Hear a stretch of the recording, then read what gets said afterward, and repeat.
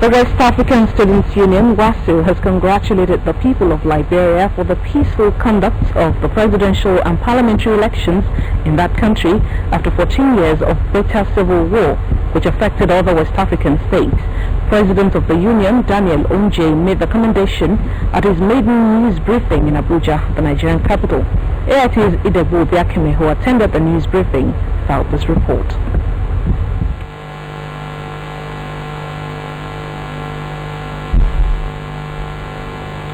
The West African Students' Union, WASU, was originally formed in 1925 to serve as a platform for championing the struggle against colonialism.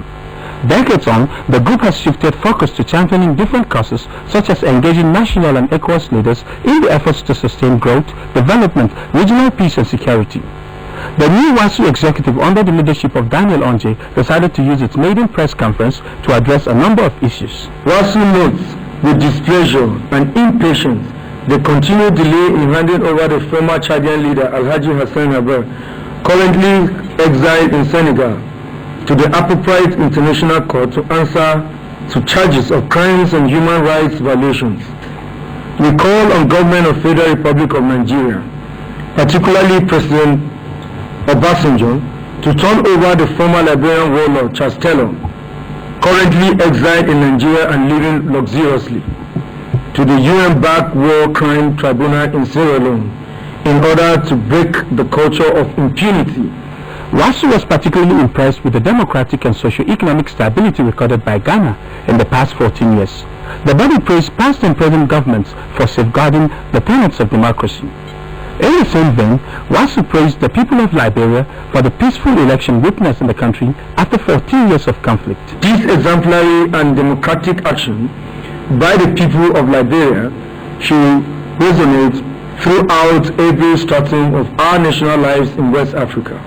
The student body also used the opportunity to appeal to people of Benin Republic to embrace the Liberian example as they prepare to hold their presidential election on March 5. While noting that electoral conflicts have accounted for a good number of conflicts in the sub-region, the WASU executive also sounded a warning to sit-tight presidents who plot to violate constitutional provisions. WASU wishes to sound a clarion call and caveat to presidents who impose themselves as third-term candidates, contrary to constitutional provisions. We view the third-time bid as a dangerous precedent, inimical to peace and stability, and therefore see the backing on this matter in West Africa and Africa's single largest nation as great threat to regional peace. The 81-year-old Students' Union also called on the parties in the Ivorian conflict to honor and implement the peace accord and give the people of Côte d'Ivoire the deserved peace. The union further called on the United Nations, the African Union and especially ECOWAS to adopt a more proactive conflict prevention mechanism in crisis-prone West Africa instead of wasting huge resources in fruitless conflict resolutions. Onjeh.mpg, AIT.